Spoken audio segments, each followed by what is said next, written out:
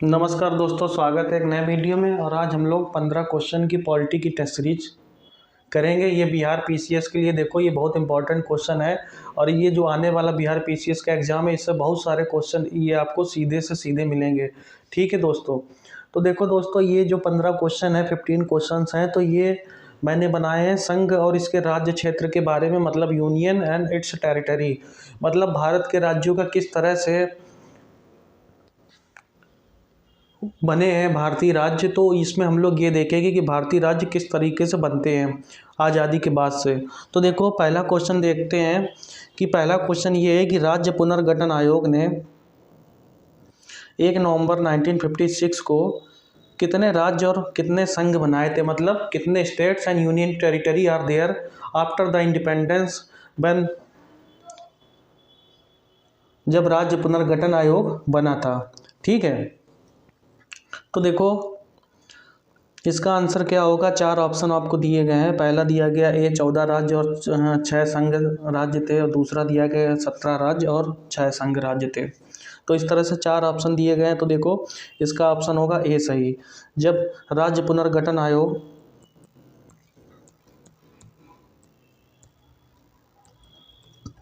आयोग 1 नवंबर 1956 को ये बनाया गया था, तो इसने भारत को 14 राज्यों और 6 संघ राज्यों में विभाजित किया था। तो देखो ये 14 राज्य कौन कौन से थे और संघ राज्य कौन कौन से थे। तो देखो 14 राज्य था। पहला एक था आंध्र प्रदेश, दूसरा कौन सा था तो असम, तीसरा बिहार और चौथा था मुंबई।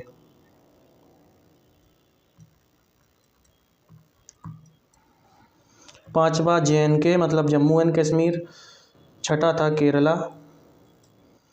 और सातवां था मध्य प्रदेश और Madras, Mysore, Orissa, Punjab, Rajasthan, UP and West Bengal. तो ये राज्य थे, 14 राज्य थे। तो ये 1956 में राज्य पुनर्गठन आयोग के द्वारा बनाए गए थे। और देखो यूनियन टेरिटरी कौन सी थी। तो देखो पहला था दिल्ली,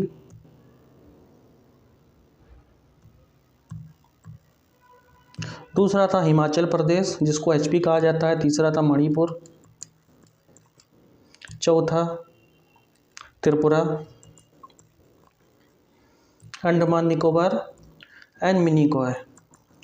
ये 6 union territory are there at that time.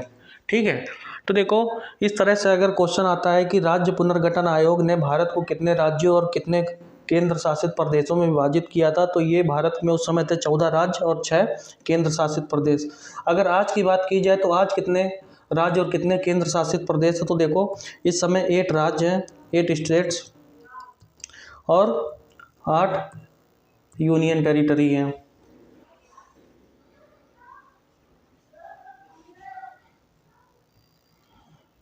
8 नहीं, ये 9 होगा। ठीक है, क्योंकि क्या हुआ था देखो, जो 5 अगस्त 2019 को जम्मू एंड कश्मीर को 2 भागों में विभाजित किया गया है। पहला है जम्मू एंड कश्मीर, दूसरा है लद्दाख। तो ये दोनों ही अभी यूनियन टेरिटरी हैं। तो दो पहले 7 यूनियन टेरिटरी थी, अब जो है 9 हो गई हैं और एक स्टेट्स घट गया है। पहले 29 स्टेट्स थे, अब हो गया है 28 स्टेट्स। ठीक है, और 9 यूटी थी, 9 यूटी अब हो गई हैं। तो ये आपको आज के करंट सिचुएशन में याद रखना है और पहले 1956 में याद रखना है। तो देखो एक चीज़ और सुनो, ये राज्य पुनर्गठन अधिनियम का गठन क्यों किया गया था। तो देखो इसमें अब थोड़ा सा पीछे चलते हैं और इसमें समझते हैं कि क्यों इसका गठन हुआ। तो देखो एक हुआ था श्री रामलू आंदोलन।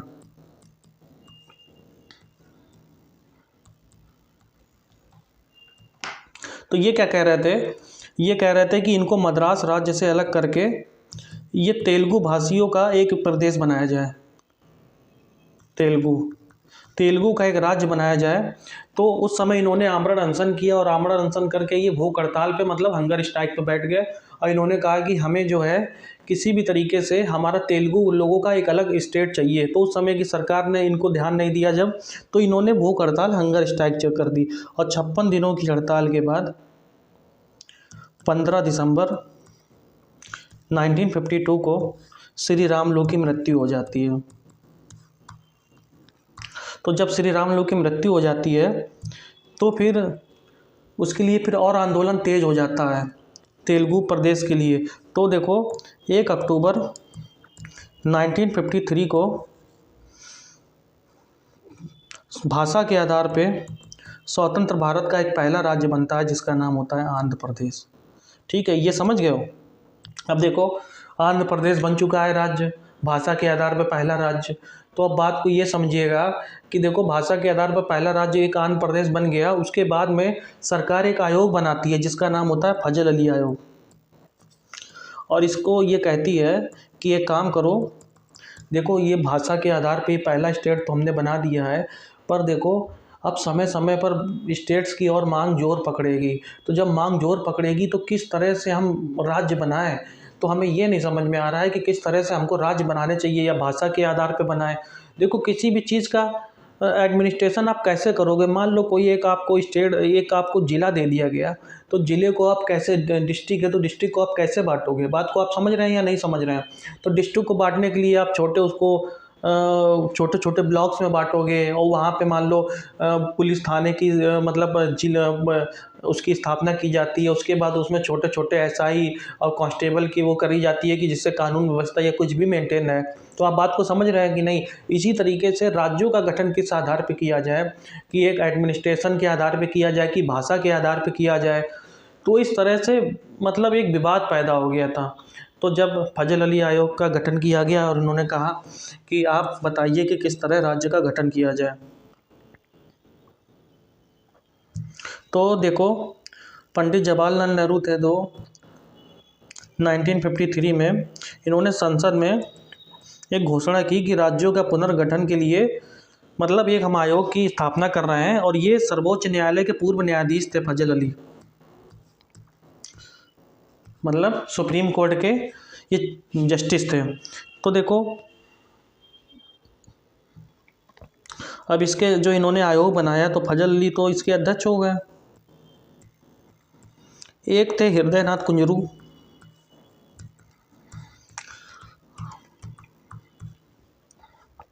एक KM पडिक्कर।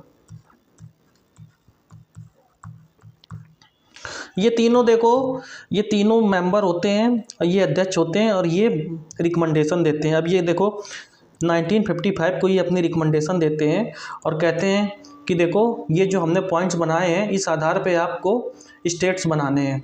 तो ये क्या रिकमेंडेशन देते हैं, अब बात को समझिएगा।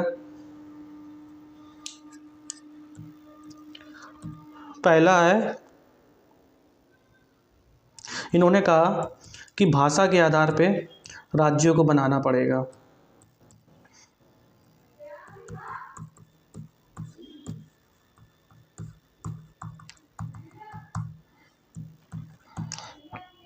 और दूसरा इन्होंने कहा केवल भाषा के आधार पर ही राज्यों का गठन नहीं किया जाएगा, कुछ और भी मतलब इन्होंने कहा कि राज्यों का गठन किस प्रकार किया जाए, एक क्राइटेरिया बना दिया। अब बात को समझ रहे हैं। जैसे कोई भी एग्जाम आपको देना है उसके लिए एक एलिजिबिलिटी क्राइटेरिया होता है। मतलब आपको कोई UPSC का एग्जाम देना है तो you should be graduate with 55% marks at least, समझ रहे हैं कि नहीं। अगर आपको UGC नेट देना है तो you should be master degree with 55% marks. तो राज्यों के गठन के भी लिए भी इन्होंने सिंपली एक क्राइटेरिया बना दिया कि आपको इस तरह ये कुछ होने चाहिए, अगर ये किसी को भी फुलफिल करता है तो आप ये राज्य बना दो। तो देखो दूसरा भाषा के राज्य, इन्होंने कहा कि भाषा के आधार पर तो राज्यों का गठन किया ही जाए। और दूसरा इन्होंने कहा कि भाषा के साथ में भी राष्ट्रीय सुरक्षा को ध्यान में रखा जाए। तो मतलब पहला इन्होंने कहा लैंग्वेज, दूसरा इन्होंने कहा कि देखो राष्ट्रीय सुरक्षा, ठीक है, वित्तीय,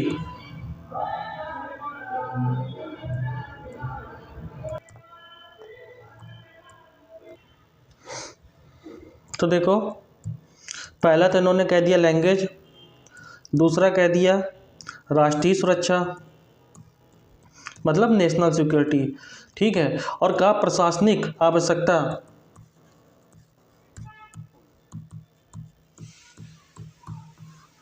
ठीक है। और इन्होंने कहा पंचवर्षीय जो योजना है उसको ध्यान में रखा जाए, क्योंकि उस समय 5th ईयर प्लान चल रहा था। तो इन्होंने कहा पंचवर्षीय योजना को ध्यान में रखते हुए राज्यों का गठन किया जाए। और इन्होंने ये कहा कि देखो राज्यों को 3 श्रेणियों में, तो देखो दोस्तों फिर इन्होंने क्या कहा कि ABC राज्यों को समाप्त करके 16 राज्य और 3 संघ शासित प्रदेशों को मतलब भारतीय संघ में विभाजित कर देना चाहिए, ठीक है। तो ये तो था फजल अली आयोग की रिकमेंडेशन, और उसी के आधार पे राज्य पुनर्गठन आयोग का अधिनियम की निर्माण होता है और 1956 में। और इस तरह से देखो 14 राज्य और 6 केंद्र शासित प्रदेशों का निर्माण कर दिया जाता है। तो ये आंसर इसका हो गया ए, ठीक है दोस्तों। अब देखो दूसरा क्वेश्चन ये है कि भारत में संघ राज्य का प्रशासन होता है किसके द्वारा, बाय द प्रेसिडेंट और बाय उपराज्यपाल मतलब लेफ्टिनेंट गवर्नर बोला जाता है, और तीसरा गृह मंत्री मतलब होम मिनिस्टर बोला जाता है, और चौथा प्रशासक मतलब एडमिनिस्ट्रेटर के द्वारा। तो मतलब क्वेश्चन ये है कि भारत में संघ राज्यों का मतलब भारत में यूनियन टेरिटरी का प्रशासन किसके द्वारा होता है। तो देखो इसका आंसर क्या होगा, ए राष्ट्रपति के द्वारा। तो राष्ट्रपति के द्वारा भारत में संघ राज्यों का प्रशासन होता है। और देखो उपराज्यपाल उस स्टेट में बना दिया जाता है, यूनियन टेरिटरी में लेफ्टिनेंट गवर्नर जहाँ पे होता है, और ये अपनी रिपोर्ट राष्ट्रपति को देता रहता है। तो मेन जो इसका प्रशासक होता है वो होता है राष्ट्रपति, ठीक है। चलो अब अगला क्वेश्चन देखते हैं। थर्ड क्वेश्चन है, ये कह रहा है कि जो राज्यों का निर्माण हुआ है समय समय पे, तो सबसे पहले राज्य का गठन किसका हुआ, सबसे बाद देखो राज्यों का गठन किसका हुआ है। तो देखो इसमें 4 ऑप्शन दिए गए हैं, ये हरियाणा दिया गया है, सिक्किम दिया गया है, और नागालैंड और मेघालय दिया गया है। तो देखो बताइए इसमें कौन सा ऑप्शन ठीक होगा। तो देखो सबसे पहले ये जो ऑप्शन है इसमें सबसे पहले गठन होता है नागालैंड का, ठीक है, फिर होता है हरियाणा का, फिर होता है मेघालय का, और फिर होता है सिक्किम का। तो इसका आंसर क्या हुआ, 3-1-4-2। 3-1-4-2। तो सबसे पहले किसका गठन होता है, नागालैंड का, फिर होता है हरियाणा का, और तीसरा होता है मेघालय का, और चौथा होता है सिक्किम का। तो देखो ये 3-1-4-2 इसका ऑप्शन हो जाएगा। अब हम देखते हैं, देखो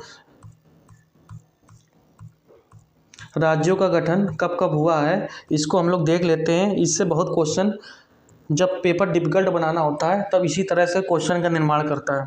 तो देखो ये दिया गया है किस तरह से क्वेश्चन का गठन हुआ है, किस तरह से स्टेट्स का गठन होता है मतलब समय समय पर।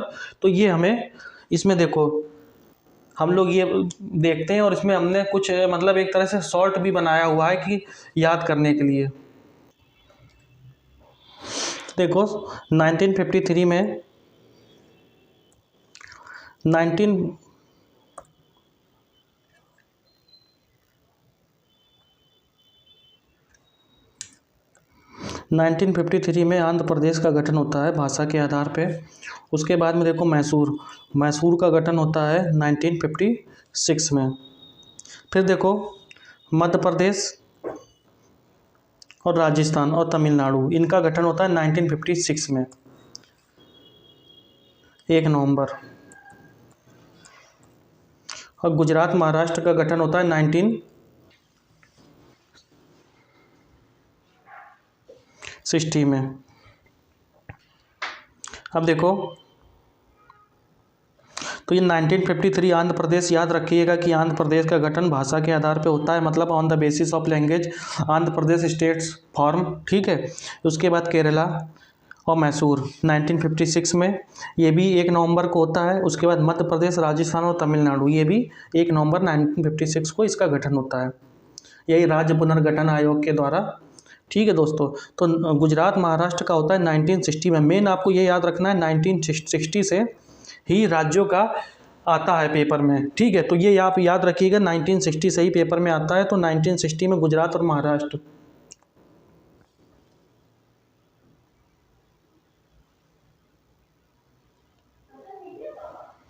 देखो गुजरात महाराष्ट्र जो जिसके द्वारा अलग हुआ था उसका नाम है बॉम्बे पुनर्गठन अधिनियम 1960। उसके बाद देखो नागालैंड 1962 के द्वारा बनता है। उसके बाद हरियाणा पंजाब ये 1966 के अधिनियम के द्वारा बन जाते हैं। फिर बनता है हिमाचल प्रदेश 1971 में, और मेघालय बनता है 1972 में। फिर देखिए मणिपुर में 1972 में, और ये त्रिपुरा भी 1972 में बनता है। उसके बाद सिक्किम देखो 1975 में बनता है। सिक्किम की देखो एक कहानी है कि सिक्किम 35वें संविधान संशोधन के द्वारा भारत का सह राज्य बनता है। मतलब सह राज्य का मतलब है कि सिक्किम राज्य की सुरक्षा का दायित्व भारत का होगा, और सिक्किम के प्रशासक अपने हिसाब से शासन चला सकता है। उसके बाद में क्या होता है कि 36वें संविधान संशोधन के द्वारा सिक्किम को भारतीय राज्य में विलय कर दिया जाता है। ठीक है, तो ये सिक्किम था। 35वें संविधान संशोधन के द्वारा भारत का सह राज्य बनता है, और 36वें संविधान संशोधन के द्वारा भारत में इसके राज्य का पूर्ण विलय हो जाता है। उसके बाद देखो अरुणाचल प्रदेश का गठन होता है 1987 में।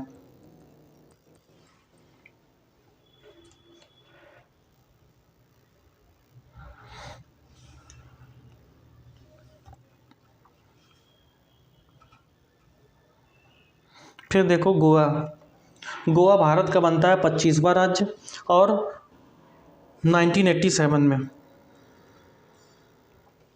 फिर छत्तीसगढ़ देखो, छत्तीसगढ़ पेपर में आता है कि छत्तीसगढ़ राज्य किस तारीख को मध्य प्रदेश से अलग हुआ था और भारत का मतलब राज्य बना था। तो देखो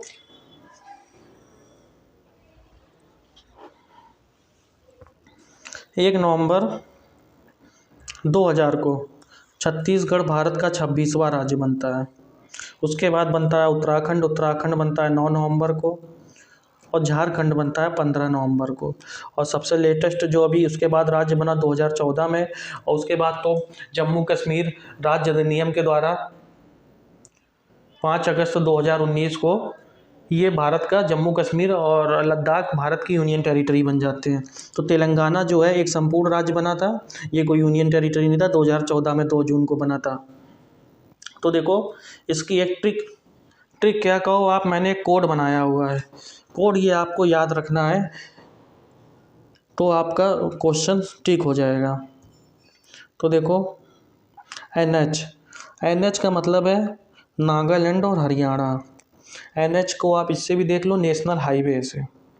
नेशनल हाईवे नागालैंड और हरियाणा में नेशनल हाईवे बहुत अच्छे बने हैं, इस तरह से आप याद कर लो। उसके बाद PH का मतलब है पंजाब और हिमाचल प्रदेश, और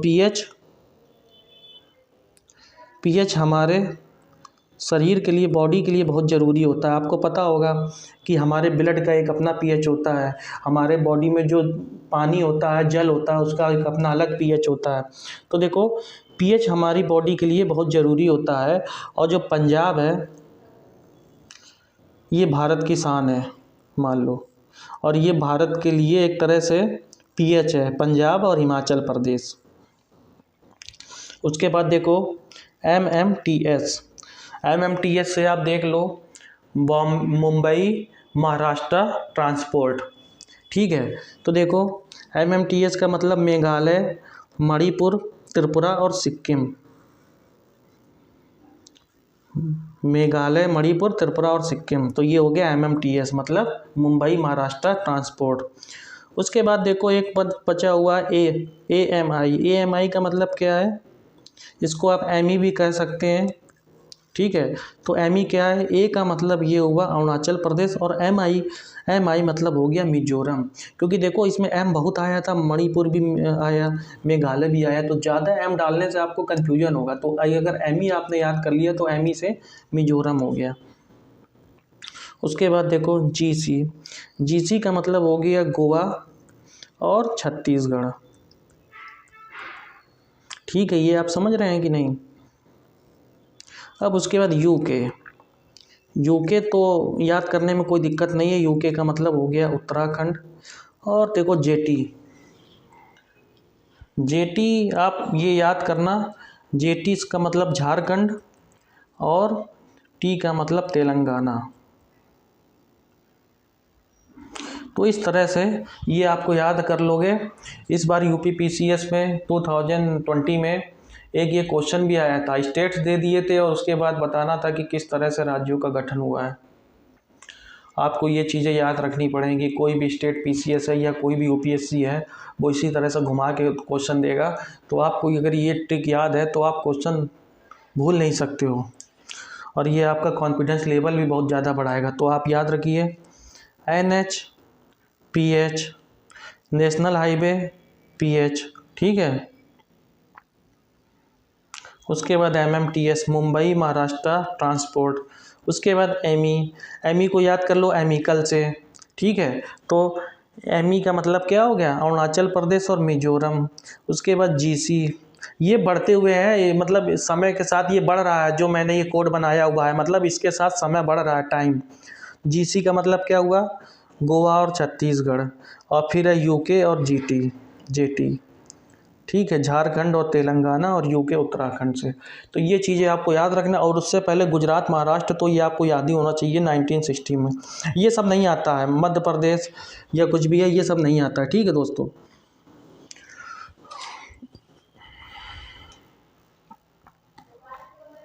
तो देखो बहुत अच्छे अच्छे क्वेश्चन बनाए हुए हैं और इसको हम लोग को भूलना नहीं है। तो ये मैंने बताया, इसका सलूशन हो गया है सी। चलो अब अगला क्वेश्चन देखते हैं।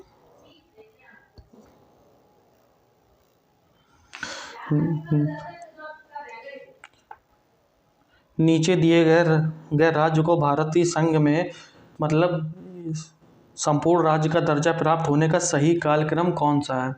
मतलब देखो,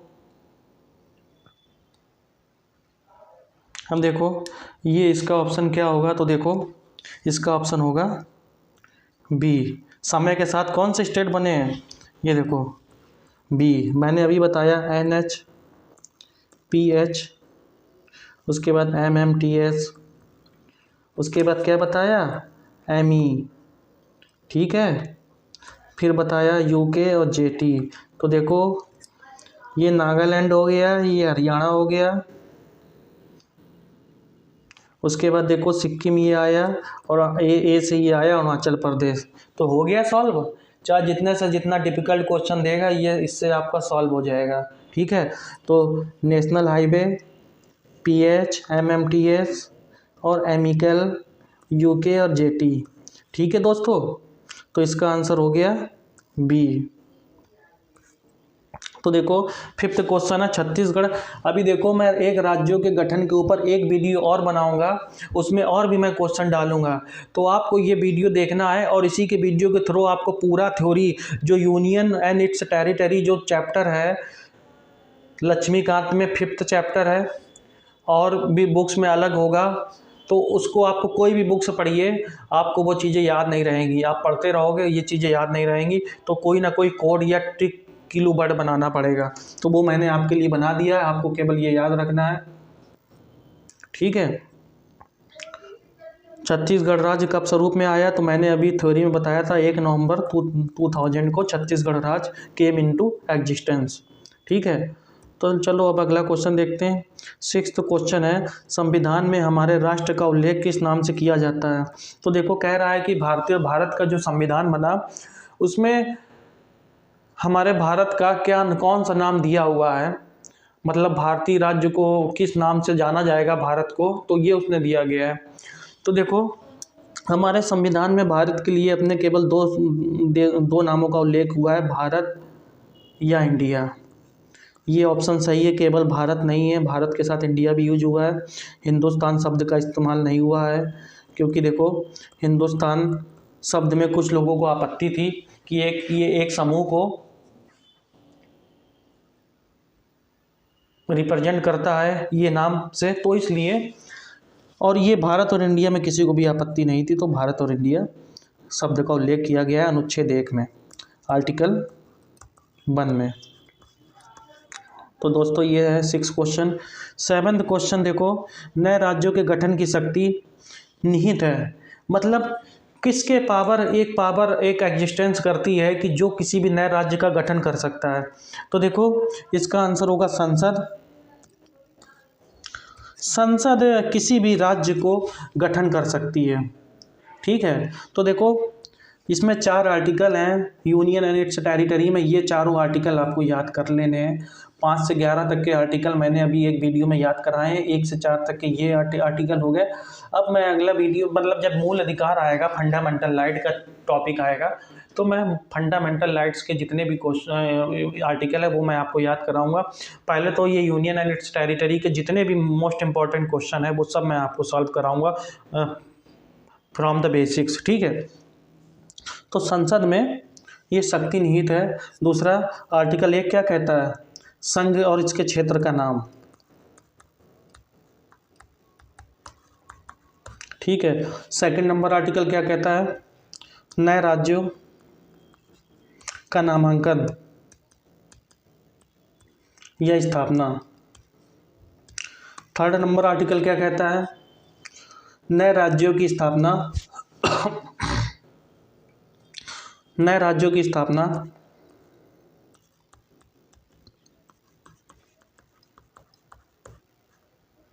मौजूदा राज्य के क्षेत्रफल, सीमा और नामों में परिवर्तन। और 4th आर्टिकल कहता है, 4th आर्टिकल क्या कहता है, देखो, on the basis of article number 2nd and 3rd, पहली अनुसूची, फर्स्ट अनुसूची और 4th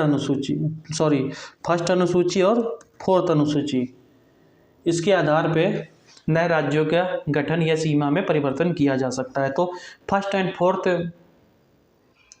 जो अनुसूची है वो राज्यों और इसकी क्षेत्र के से संबंधित है, ठीक है।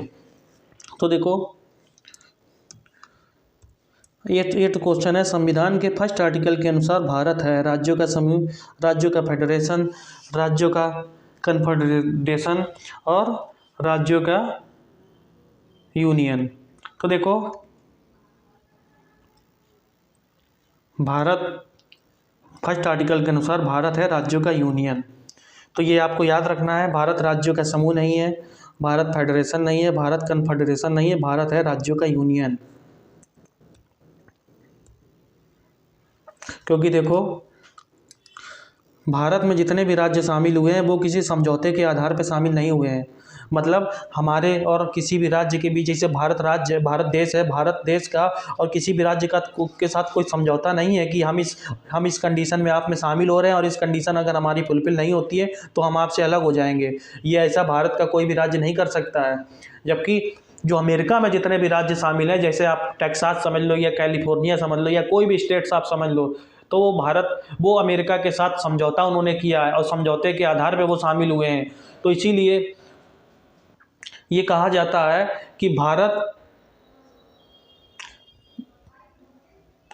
एक तरह से ये समझो कि भारत जो संघ है वो अटूट है, मतलब राज्य तो टूट सकते हैं पर संघ नहीं टूट सकता, ठीक है। और देखो अमेरिका के बारे में क्या कहा जाता है, अमेरिका के बारे में ये कहा जाता है कि अमेरिका में राज्य टूट सकते हैं। तो बात को आप समझ रहे हैं कि नहीं समझ रहे हैं।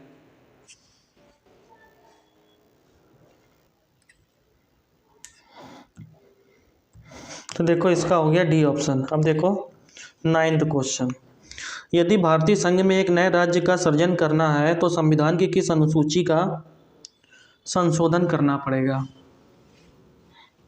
तो देखो ये थोड़ा गलत टाइप हुआ है, ये है प्रथम लिखा हुआ है, तो प्रथम अनुसूची में संशोधन करना पड़ेगा और 4th अनुसूची में संशोधन करना पड़ेगा। भाषा के आधार पे राज्यों के गठन हेतु राज्य पुनर्गठन आयोग की स्थापना कब की गई थी?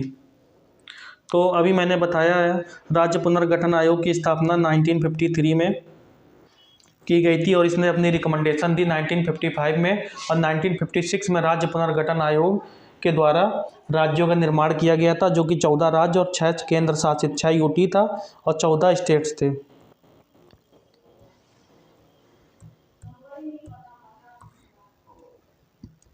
इलेवेंथ क्वेश्चन दिया गया है कि कौन सा सही नहीं है, ये बताना है कि कौन सा which of the following is incorrect. ठीक है, तो पहला है संसद विधि द्वारा एक नए राज्य का गठन कर सकती है, तो ये चीज़ सही है बिल्कुल। मैंने आपको अभी बताया है कि संसद के पास ही एक पावर है जो किसी भी राज्य का निर्माण कर सकती है, तो पहला स्टेटमेंट्स आर एब्सोल्युटली करेक्ट। दूसरा कहा गया है कि इस प्रकार की विधि में संविधान के प्रथम अनुसूची और चौथी अनुसूची में संशोधन होगा, तो this statement is also absolutely correct. ठीक है, तीसरा स्टेटमेंट्स है कि इस प्रकार की विधि में अनुच्छेद 368 के प्रयोजनों के लिए संविधान का संशोधन किया जाएगा, तो देखो ये गलत है। देखो 368 जो आर्टिकल है वो किसी राज्य का निर्माण के बारे में नहीं है, वो जो 368 है वो संविधान में संशोधन के आधार, संविधान का संशोधन है। ठीक है, और संविधान का संशोधन किस आधार पर किया जाएगा, मतलब मूल भावना, जो संविधान की मूल संरचना है, मतलब फंडामेंटल जो की एलिमेंट है, जिसको कहा जाता है कोर एलिमेंट, कोर एलिमेंट में कुछ भी चेंजेस नहीं होना चाहिए। जैसे मूल अधिकार है, नीति निर्देशक तत्व हैं, भारत की प्रस्तावना में जो जो दिया गया है, भारत की एकता, भारत की अखंडता, भारत की संप्रभुता, भारत की समाजवादी चीज़ें, लोकतंत्रात्मक उसका नेचर, ये सब चीज़ें भारत में चेंज नहीं होनी चाहिए संविधान का जब संशोधन किया जाता है। तो आप बात को समझ रहे हैं या नहीं समझ रहे हैं? तो 368 आर्टिकल उससे रिलेटेड है, तो ये गलत है। ठीक है, इस प्रकार का प्रयोजन के लिए विधेयक संसद में तब तक पुनः स्थापित नहीं किया जा सकता जब तक कि उस राज्य के विधानमंडल को निर्दिष्ट नहीं किया जाता, तो ये स्टेटमेंट सही है। ठीक है, तो देखो 12th क्वेश्चन देखते हैं कि भारतीय संघ के अंतर्गत किसी राज्य को मिलाने का अधिकार है किसको? भारत के राष्ट्रपति को कि भारत के प्रधानमंत्री को? देखो भारत की संसद को ये पावर है। 13 क्वेश्चन है, भारत में राज्य पुनर्गठन आयोग की संस्तुति के आधार पर राज्यों का पुनर्गठन किस वर्ष किया गया? तो 1956 में। ठीक है, अब देखो आंध्र प्रदेश एक भाषा का राज्य के रूप में गठन किया गया है।